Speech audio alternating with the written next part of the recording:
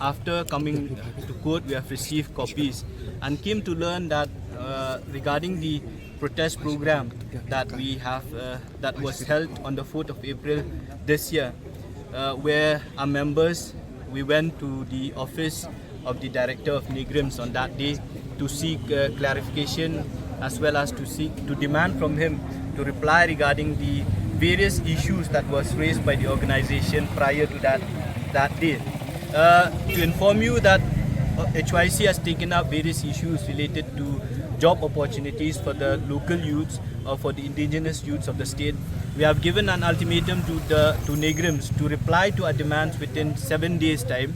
After that ultimatum has ended on the 3rd of April 2025, on the 4th of April, we went with an intention to meet the director of Neigrihms and to seek clarification from him and a reply from him as to why he has not replied to our demands, or he has not given us any clarification. On that particular day, on 4th of April to 2025, our members, along with our supporters, we went there in the administration block of Neigrihms with an intention to meet the directors, but we were not allowed to go inside.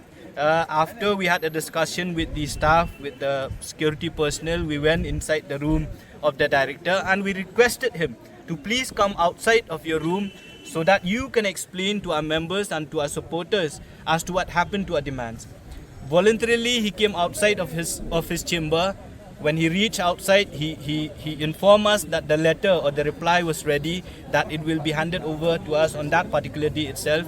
And after 1.5 hours that we waited there, the reply came and it was delivered to us. And after getting that reply, again we went and meet the director along with his official in the conference room, and the meeting ended cordially.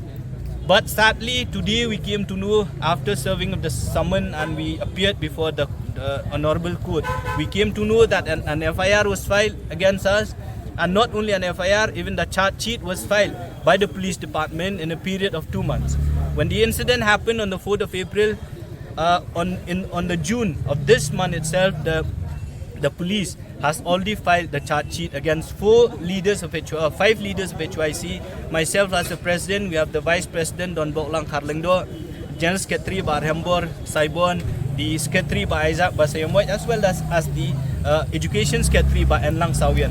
There were many provisions of the BNS that was charged, or that was framed, or the charge was given against us. One is the criminal intimidation, which they allege that we have criminally intimidated the director of Neigrihms as well as the staff. We have also been alleged to have committed an offense of criminal trespass and assault, and then we have also been alleged to have prevented him, the director of Neigrihms, from doing his duty as a public servant. So these are the sections that have been alleged to have been committed by us, and today we have come and appeared before the Honorable Court. After knowing this, we have received the copies of the charge sheet and all other documents. We stand by our decision that HYC will stand for the welfare of the indigenous youth. We will stand to fight for the interests of the indigenous people of the state.